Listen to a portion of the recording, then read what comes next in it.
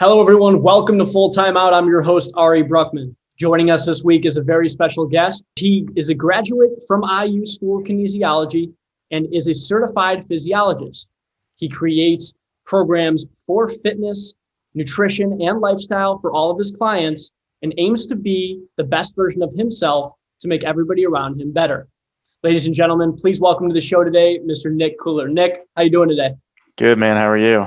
I'm happy to be here, dude. Happy to have you on the show. Yeah, thanks for having me on, man. I'm excited.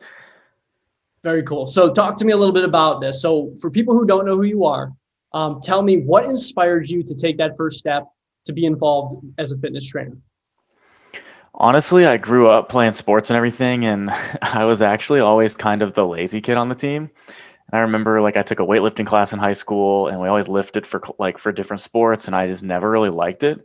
And then when I went to school, my original major of business didn't really work out for me. Just the classes weren't, they weren't really my style. I wasn't doing well. And so I heard about this fitness and wellness major. And I was like, that sounds kind of cool. I used to be kind of a shithead when it came to working out, but maybe I could try it again.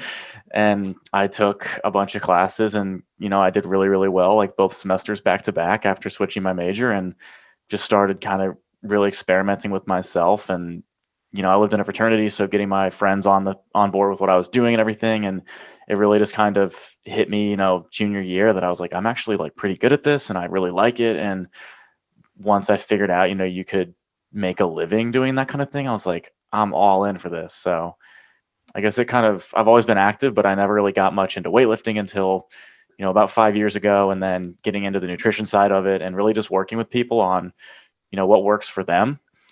It's kind of just relating what works for me, but breaking it down piece by piece to make it fit somebody else's lifestyle. And, that to me doesn't even really feel like work. I think one of the things that ultimately fuels your success, and you can correct me if I'm wrong here, but as somebody who works with people, when you see your clients succeed, you feel almost a validation of kind of what you've done for them and really creating the opportunities that they can see for themselves now moving forward. Talk to me about something that you've learned from your clients. You've had a chance to work with many. Talk to me about, what really inspires you to continue to do it, and really what have you learned from them thus far? I think in terms of what I've learned about myself from my clients, it's really to kind of talk to people on their level, because as somebody who's, lives this and is certified and is degreed, and, I spend my time reading articles and watching YouTube videos and really understanding that other people don't get the science behind it. And so breaking things down for people, piece by piece, not only with the fitness aspect, but every other part of it, explaining to somebody a lifestyle change and, how it makes sense to me might not make sense to them. And they're like, well, yeah, I get that I'm supposed to do that, but how the hell am I supposed to do that? And so not talking down to people by any means, but just understanding my way is not the only way things work. And so there's so many ways to get from point A to point B.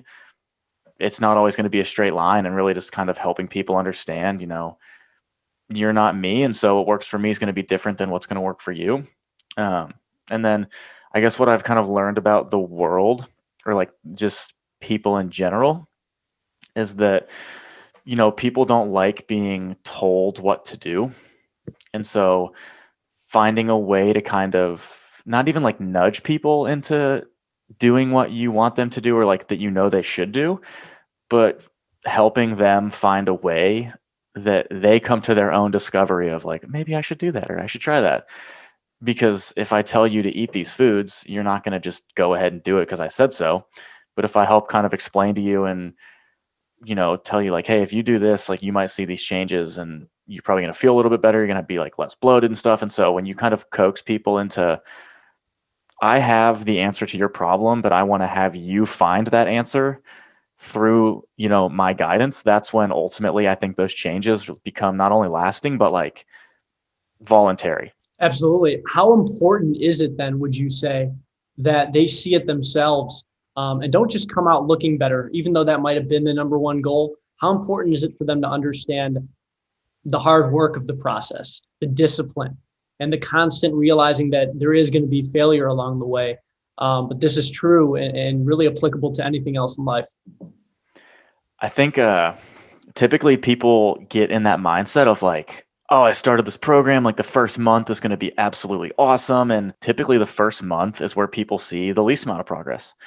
You're trying to figure out how things are going to work lifestyle wise. You're trying to figure out, your diet's been this way for this long. So we need to do, all these other things to change what you have been doing that hasn't been working.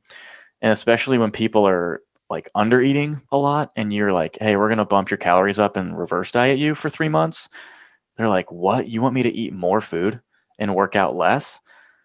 And really helping people, find that mindset shift, because a lot of, women we work with are like, I don't really know if I believe you that I can eat 500 more calories, do 2 hours less cardio a week, and still lose more weight than I've been losing.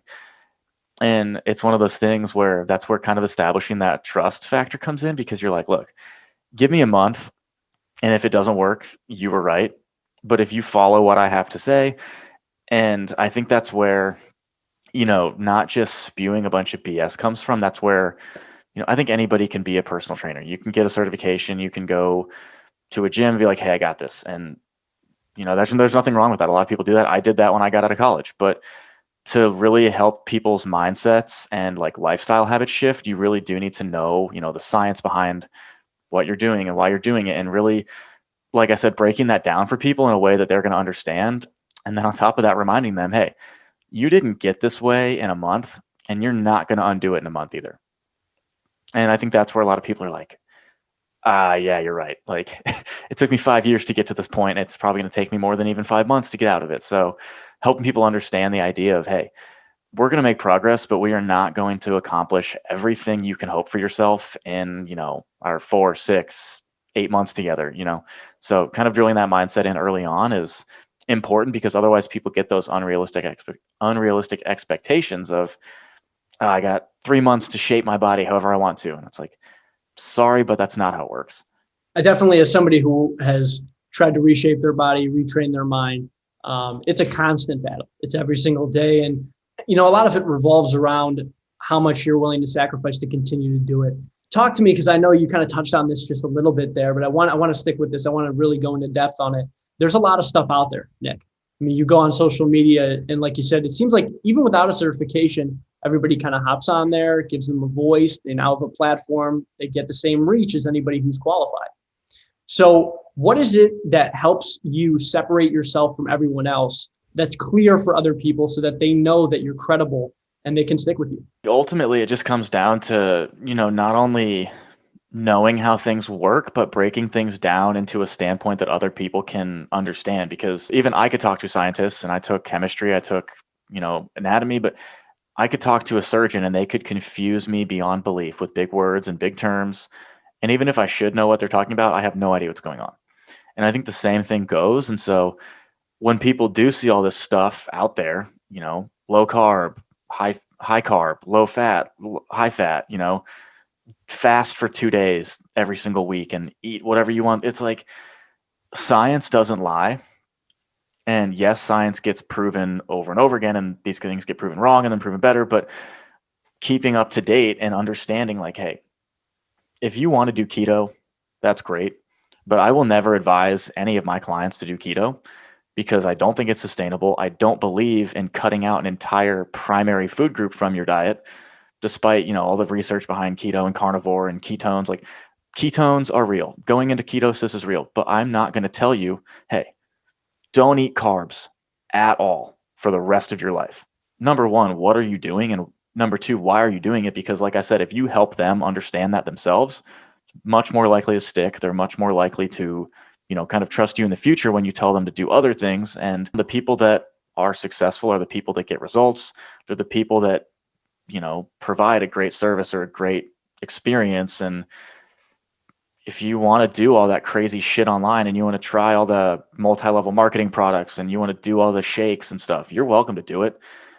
But in 2 years, you're going to be back where you started. And I think just coming up with the scientific approach that's going to be sustainable for your whole life, because like it or not, you have to eat your whole life. You have to drink water your whole life. You have to sleep every day of your whole life. Like, you might as well find something that works. I agree with that. Customer loyalty for a lot of people's brands, it's an important thing. Sometimes for fitness trainers, people will come and it's just about getting that goal that one time. Is there something that you tell your clients that's different than maybe what's out there to say, hey, look, you did a great job this time, but if you ever need anything in the future, is there a way that you kind of keep that relationship going, I guess, and kind of really invite them to come back again, to trust you again? Yeah, I think that, I mean, we do get a lot of referrals, but I think ultimately it comes down to our goal is to send you off after your program ends, however long you've been with us, to be prepared to do this on your own. Our end goal is for you to know how to structure your own exercise program, to know what you're eating, how much you're eating, and why you're doing it, to eventually to not even have to track it and be able to eat intuitively and flexible diet on your own.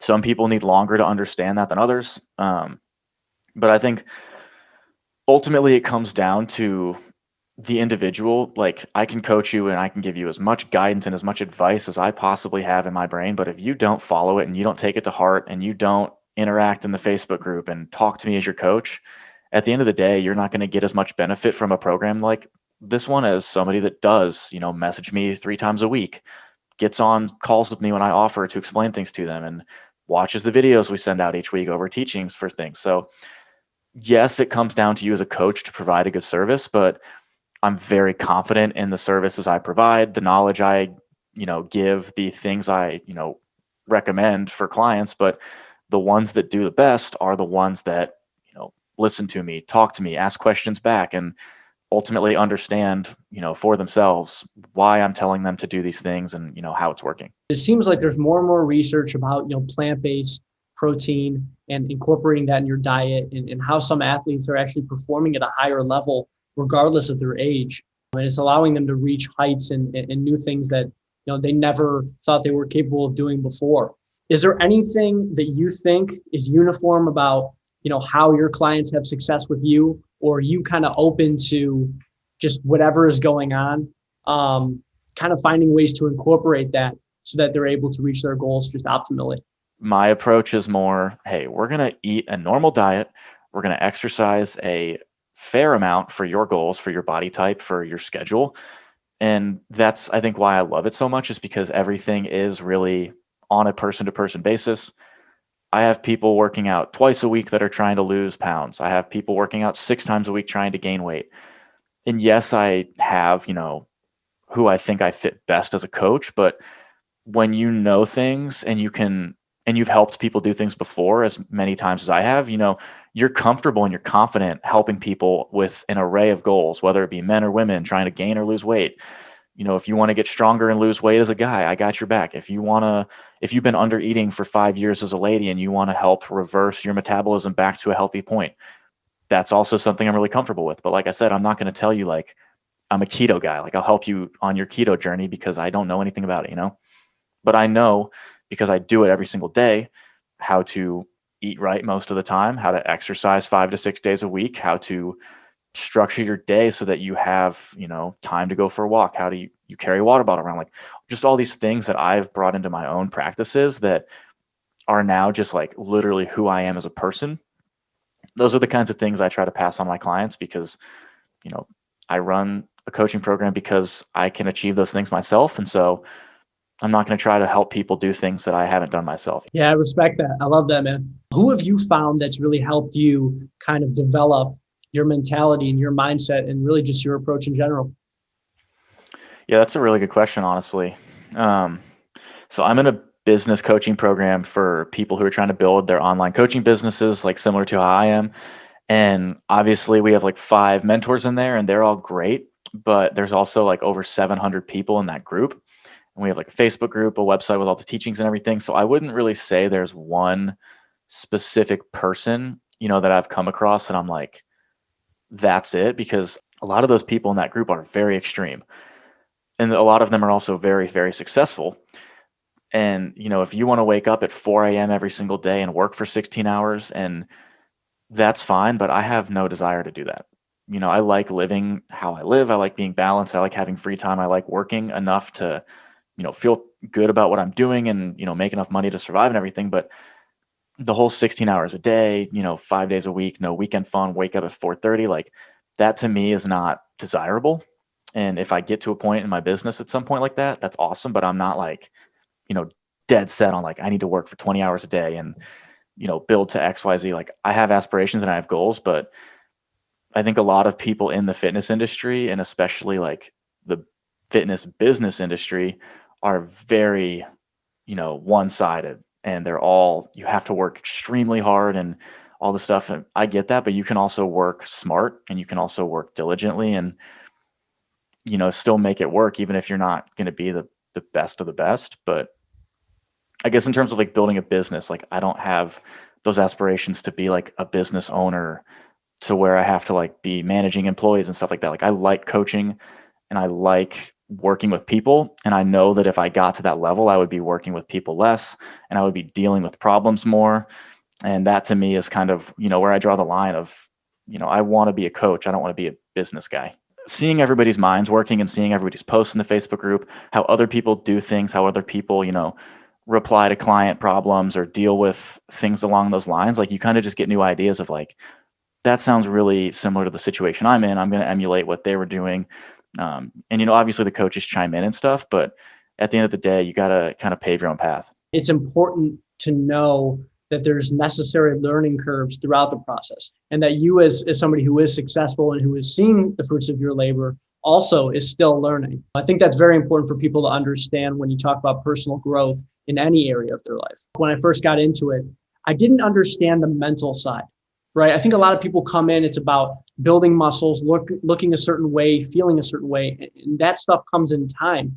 But can you stress and really talk about the importance of mental toughness? I think it comes down to, really understanding yourself. If you don't really understand your own thoughts and you can't help yourself understand those things, then nobody else is going to be able to do it for you either. So I think that, it's important to understand, like, you need to know why, you want to achieve those goals of losing weight or building muscle, because if it's to, to look good and impress a girl that you've never talked to, that's a reason, but it's probably not going to last very long, because that minute that she stops paying any attention to you, you've lost your motive. I always talk about like your body can never outgrow your mind.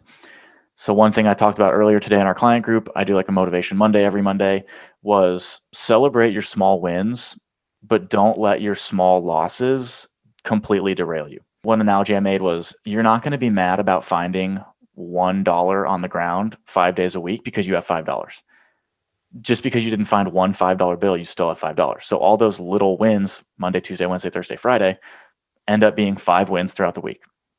Same way, if you have $100 and you lose 5 of it, you're not going to throw the other 95 out the car window on the highway and be like, screw it, like I lost $5. So if you have a bad 20-minute segment of your day, don't let your entire day just go to waste because you had a shitty 20 minutes. So I think it's the same thing. If you had a less than average workout, don't just like throw your week out the window exercise wise because you didn't crush it one day. Or if you had, a quote unquote cheat meal, or you went over your calories, like just get back on track and stop letting the little things throw you off topic and off track, and acknowledge yourself for the small wins, because those small wins are going to end up, being a mountain of little things that build up and eventually you stand on top of it.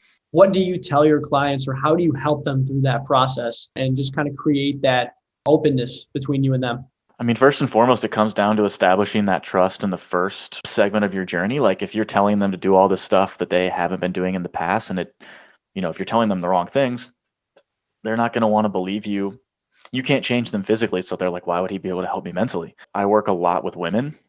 And I think that if they're either a lot older than me, they think like, no way this 22-year-old can help me, 23 soon, but like, no way this kid can, help me get through this. But people that are closer to my age that are clients think of me as more of a friend, I think. And so those people tend to be a little bit more open, a little bit more, like willing to be on social media more actively and engage with me more. And so I think those are the people that tend to open up a little bit more. And it usually goes pretty well because typically, we've all been going through the same stuff. If you're within 3 or 4 years of our age range, you might not have been in a super secure job when COVID hit. You might not really fully be on your feet yet. And so those little breakdowns, you're like, hey, I get it. And something I did throughout COVID was blah, blah, blah. And it really helped me. And, we stress with our clients a lot, meditation, journaling, writing affirmations and gratitudes down, and sometimes running like challenges around those things and just kind of helping people get to, again, the root of their issue and helping them understand, themselves. Because again, it's like people that are stubborn that go to therapy. Like somebody sitting in a chair telling you how you feel does not work. But when you kind of stumble upon that realization of, shit, like I've been thinking this way for so long and it's not right because of these factors, and you kind of, discover that and uncover that for yourself, that truth, that's when I think ultimately people are like, he didn't take me there. He just kind of guided me down the right path. Yeah, I mean, that self-realization is important to their progress. And I think there's something rewarding about that too. I know right now people are trying to build their brand. TikTok, we got Instagram Reels. I see you doing this, and I'm trying to figure out, there's no like phrase for it. I want to say like gym. Oh, the Swoley Bible. Mantra. Yeah. Yeah. To talk a little bit about that, I guess, for people who don't understand that, but they think it's really cool that when they see you do it. Yeah, I'm not like super extroverted. I don't love posting on social media, 4 or 5 times a week, but I do feel also obligated as somebody who knows what I'm talking about to, put out truthful and factual information. And so it's kind of where that part of my profile of more of the informational, the more, you know, this is what you're doing and this is why it's not working side comes from, which kind of, helps draw in the people that are going to become eventually, clients, and people that really do need your help are like, wow, this guy really knows his stuff. And yes, I love posting that stuff, but recently with, Reels and TikTok being so big, I was like, I need to figure out an entertaining way to bring people to my page. And I saw those and I was like, I can freaking rhyme. Like I got this. And so kind of just coming up with, ways to make it fun for myself as well, and kind of have that balance of information, entertainment, and really humor, because I like trying to be funny. I like making people laugh. And so bringing that all together instead of just having, being the information guy, because yeah, people will look at it, but only the people that are really interested in what you have to say in making changes. And those are the people that are few and far between. And so not only is it fun for me, but I think a lot more of my followers engage on those because they're like, oh, this is like another poem, like about lifting. So they're just fun. I try to make them kind of informational too, but it's like, what can I take about like a gym concept and make it, rhyme, make it funny, but also throw like a little bit of information in there. So like something about like your training protocol or your nutrition, and just making it, kind of funny, but also giving some value to it. Can you tell me though, at some point, what was the most difficult part of this journey, facing an obstacle or just saying, is this really worth it? Can I do it? The hardest moment for me, well, I was working as an in-person trainer, and when I decided to quit doing that and do online full time was really hard because I just moved out of my parents' place and I really wasn't making enough money to sustain myself. And I was like, I'm just going to do it and I'll figure it out. I'll make it work. And so I think that was not like, it was definitely hard, but I don't think that was the hardest part. I think that was more of the turning point. And then, soon after that, I obviously had so much more time on my hands to put towards it, and like did really, really well for the next month because I was working, 10 hours a day on my online business instead of 3 or 4. And I did like really, really well for that 1 month. And then it just kind of fell off a little bit. I had like peaked on my clients, and a bunch of them, paid it all up front. So I wasn't really making any money that month. And I was like, oh my God, like I really need to figure this out. And so just kind of refocusing, because when you get in that mentality and that zone of like, I'm doing really well, I can relax now. You can relax, and then you're going to be kind of screwing yourself over for the next 2-3 weeks, because that week of relaxation means you didn't do much that week, which means you don't have much lined up for the week after that. And then you're trying to play catch up for 3 weeks after. And so really just sticking with it and, being diligent with what you need to do, even when you don't think you need to do it because things are going well, is really difficult. And, because of that, I got back on the horse, and I had another, solid month after, brought some new clients on. And through that process of just kind of grinding it out, I got the opportunity to be brought on as a coach for another person's brand who was expanding so much they needed another coach on board. And so that's currently where I'm at. I was working for myself, and now I'm working under another brand's name, but I have a lot of autonomy, and like my clients are my clients, but it really just kind of presented that opportunity. And now I have a team around me. I have fellow coaches I can talk to about, clients and stuff like that. And so really that was also difficult, was like kind of abandoning my own thing when I was doing well. it ended up being an awesome call, and I'm glad I did it, but it was definitely a big thing I had to think about for a while. What was it for you that created that jump? How were you able to do that right away? I mean, I think it ultimately just comes down to really trusting yourself. I'm not famous, I'm not like some rock star, but I'm very confident in who I am, what I stand for, the things I know I need to do every day. And, just especially lately, like, because I depend on myself, meditating, journaling, reading, doing things that you don't think you need to do to better yourself, not only physically, but mentally. Like, having that discipline to do the same things every single morning before 8 o'clock that I do, like, that's the kind of stuff that's going to either set you apart or keep you grounded where you are and keep you stuck. Because if you're not willing to do things other people aren't willing to do, and a lot of people aren't willing to take that jump. Like I said, like when I quit my job, I was like, I got to make it work. Like I don't have a choice. And so that's where trusting yourself and being like, well, dude, you do all this stuff to help, understand yourself better and to help push yourself. Like, with those things behind you, you're going to make it work and you're going to figure it out. So really just being, and I know not everybody has that confidence in themselves. And especially like around our age, like it's more difficult. You don't have a lot of experience and stuff, but I was like, I'm going to cram all the experience I can into my days, into listening to other people. And I think that's where having mentors and, coaches, as well as being a coach, comes into play, because I would have never gotten to where I am now if I hadn't taken that leap as well and invested in a coaching program for myself, and surrounding yourself with other people that have like-minded goals and ambitions. Just some of the people that I listen to, I think one of them that's really, a lot of people recognize is Les Brown.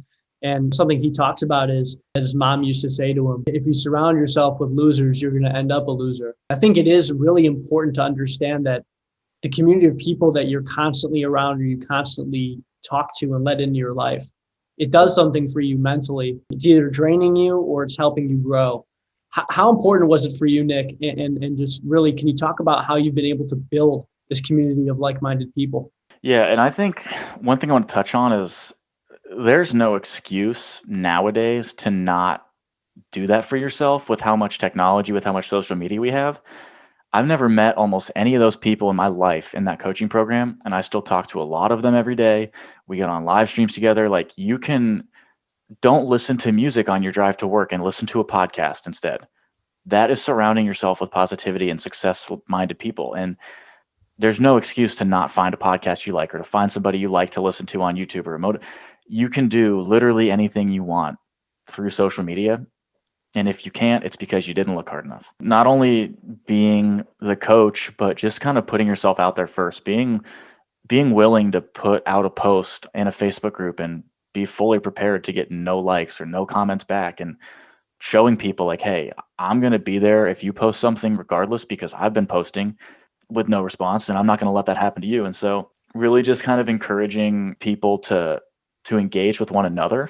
Our program is great, but if you don't engage in the Facebook group, the challenges we run, the videos we post, the group call we have every week, you can have your workout, your nutrition program, and your access to me, but the access to all those other moms that have similar situations to you, that have other ideas that are going to benefit you. I'm not forcing you to do anything, but you're going to miss out on a lot of opportunities and a lot of knowledge and experiences from other people who are doing similar things to you are, or who are in a similar space in life. And without that, like, you're just missing out for yourself. And so just letting people know, like, it's there. If you want it, I highly recommend that you engage and you also put yourself out there. I love that. Nick, tell people, where can they find you? I'm on Instagram. My username is NKULLER, Nkuller. And then on TikTok, it's the same thing, but 2 R's at the end. Facebook, you can friend me, Nick Kuller, Kuller. Tigers Only podcast on Spotify. And then on Ari's podcast now. Yes, I will definitely be pushing this. For some people here who are trying to be an entrepreneur, you might not be great to start, but you got to start to be great. Start by doing this. Start by reading this, or start by, what can you kind of give people that they can take after this podcast and start to do one thing to take a step towards that? I would say it comes down to clearly knowing the foundation you stand upon and what you want yourself and your business to look like in the end. To keep on keeping on comes as you go. And I'm reading Shoe Dog right now, Phil Knight, the Nike guy's memoir. And I mean, his start of his company was an absolute disaster, but he never stopped. He took breaks, but he never stopped. He always came back to it. And so understanding that it's not going to be easy. There's nothing easy about being an entrepreneur, but just don't stop chasing, that thing that you want, and don't give up on the platform that you decided to build it upon in the start. It'll change and it'll shift, but don't flip it upside down because somebody told you to, or because it's not working out how you want it to, because eventually if you try hard enough, it will. What is the kind of impact you want to have on your industry, your business, or really others when everything's said and done? I would have to just go with like balance and the truth. I think we talked about it already, but like there's a lot of stuff out there. There's a lot of people pushing products. There's a lot of people marketing, and your health and your happiness, in my opinion, is something that you deserve. It's not something that you like should have to pay somebody to sell you a powder or a drink that doesn't actually work just to be let down again. I've written this post a couple times and I titled it the same thing. I hate the fitness industry because it's marketing and it's not help. And people are being marketed to and they're being conned and they're not being helped. And you shouldn't have to sift through the bullshit to know that, eating a regular healthy diet is the right choice, and that exercising moderately on a regular basis and taking the stairs instead of the elevator one flight is something you should do. And I'm not bashing anybody that, supports products that they like or that they have had good experiences with, but I'm not going to back that up. I'm not bashing you, but I'm certainly not supporting you. And I think that, especially after working with a lot of people recently, like it's almost kind of astonishing how much people don't know about what they're putting into their body, what they're doing day to day, and helping open people's eyes to that, because you only get one body, you only get one life. You got to eat every day. You got to drink something every day. You got to sleep. And so helping just kind of establish like a healthy platform and helping people recognize like you don't need to do all this crazy shit to be a normal, healthy person. And a lot of people think you do because that's what they're told. And that's what these beautiful, crazy people on Instagram tell them, or these people pushing products tell them. And it's just not true. And I think that you deserve to be happy. You deserve to be healthy. And that should be something that you shouldn't have to fight for. If you don't know Nick, now you do. That's right there. That's me in a nutshell. That right there gives you enough to say, go check him out. Okay. And guys, I want to go back to what he said earlier here, because I think he brought up this just really resonated with me. Surround yourself with people who are like-minded. Now, it doesn't mean that they agree with everything you do. In fact, to the contrary, these are the people who will hold you to what you're supposed to do rather than being there to tell you it's okay and coddle you. Those are the people that are going to push you to grow, to help you establish your brand, which people then can identify with, and then ultimately create your own business and really empower your own success. So guys, take that first step. Go check Nick out. Nick, I'll be sure to post everything in this description, guys, when this video goes up. So I'll get all the links to all of his social media accounts and how you guys can grow and really start your own journey. Nick, thanks so much for coming on the show, man. I really wish you the best. I appreciate that, man. Thank you for having me. Those were some thoughtful questions. Appreciate you for helping me uncover that. Yes, sir. Well, thank you again. I appreciate your time. Thank you, sir.